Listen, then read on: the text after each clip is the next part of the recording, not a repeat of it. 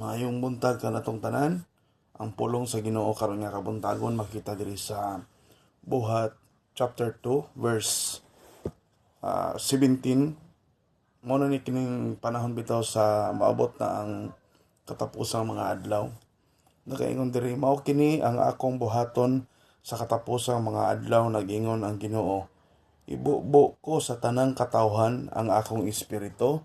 Ang inyong mga anak nga lalaki ug babayi magsulti sa mensahe sa Dios. Ang inyong mga batanong lalaki makakitag mga panan-awon ug ang inyong mga tigulang nga lalaki magdamgog mga damgo. Oo, bisan sa akong mga ulipon, lalaki o babayi, ibubo ko ang akong espiritu niadtong mga adlaw og magsulti sila sa mensahe sa Dios. Sa verse 19, maghimo akog mga milagro diha sa kalangitan ug ang mga katingalahan dinhi sa yuta aduna unyay dugo og kalayo og mabagang aso. 20, mungitngit ang adlaw ug ang bulan mahimong pula sama sa dugo, sa dili pa moabot ang dako ug mahimayaong adlaw sa Ginoo. Verse 21, ug ang mosampit sa ngalan sa Ginoo maluwas. Dili lang ko mag-focus mga igsoon sa mahitabo na bitaw kung panahon na sa ibutang nato katapusang kapanahonan. So dili man kita makaingon nga mao na yang katapusan kay mga panghitabo na may mga signs nga nahitabo, pero dili kita makaingon nga mobalik na ang Ginoo kay ang Ginoo ra ginahibalo kung ang God the Father is mao ra nakahibalo kung kanus mobalik si Jesus. Ang ato mga igsoon, dili ta mahimong magpanik, di ta makuan bitaw nga mobalik ng Ginoo, inanay kong buhaton, magtinarong nako, unya pagkahuman di na ko mo trabaho. No, dili, life must go on. Ngano man kay sa dihang nagpaabot sa pagbalik sa tumbuhi nga Dios, ang mensahe dia is dapat mahimo na tang ready. So mingon tag ready gani ang ato ang espirituhanon nga kinabuhi, kinahanglan nga mahiuyon sa atong buhi nga Dios, kauboton sa atong buhi nga Dios. Kaya nato ang pagbuhat og dili mga maayong mga butang kay kung ibutang nato maatlan nga nakay gibuhat nga dili maayo, mao po'y pagbalik sa Ginoo, mo'y pag-rapture mga igsoon. Lisod kayo kung dili ta makauban kay makasinati ta sa katong gitawag og katong tribulation. So sa tribulation, sa atong natun-an sa eschatology, makita nato o nato na nadunggan nga medyo hadlok na gani atong topic sa last Sunday. Makita nato nga medyo kulba na siya, no?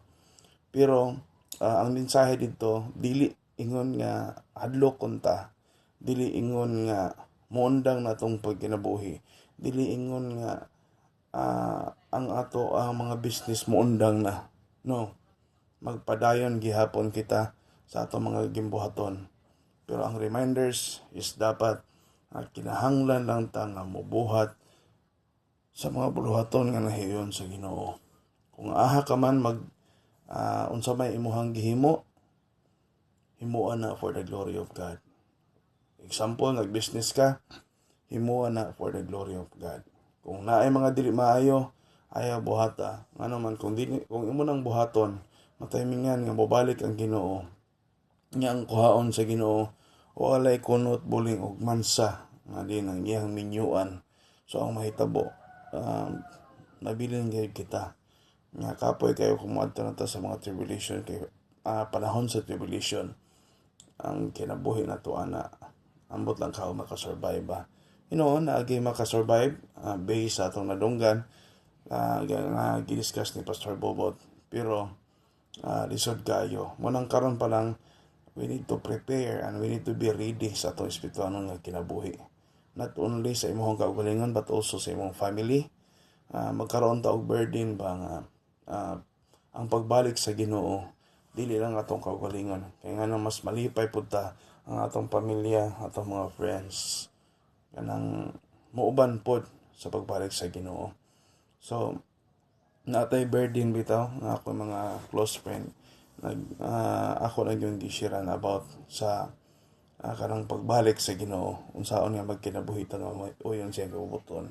Kaya nga kung dili na maabot ng panahon nga pagbalik sa Ginoo, dili sila makauban. Yan imo pag yung close friend.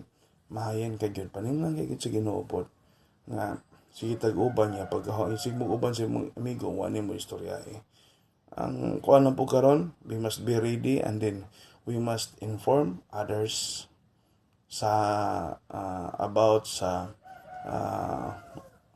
kanang salvation para maluwas usab ang atong mga kaubanan.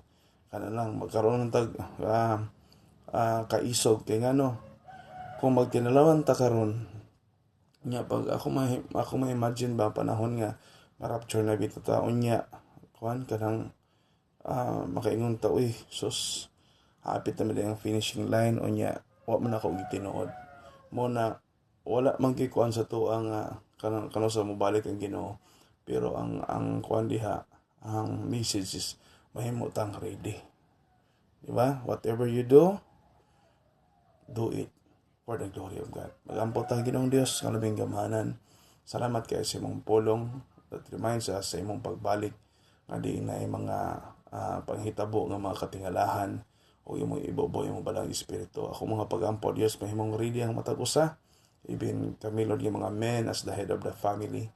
Lord, we pray that give us courage, Lord, to share the salvation that we have, Lord, to others, sa mga friends, at mga relatives.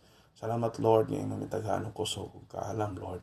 Salamat, Lord, nga ikaw magapauban, even Holy Spirit, we invite you to be with us. Protect us, cover us with your most precious blood, Jesus. O ako nagampo nga ang matag usa mahimo nga dili kini himuon nga ibaliwala but mahimong seryoso sa pag ila nga ikaw Ginoo mo balik o kinahanglan kami Ginoo mahimong ready aron makauban mi sa rapture. We thank you so much, Lord. Bless ang matag usa. We exalt and glorify your name. In Jesus' name we pray. Amen.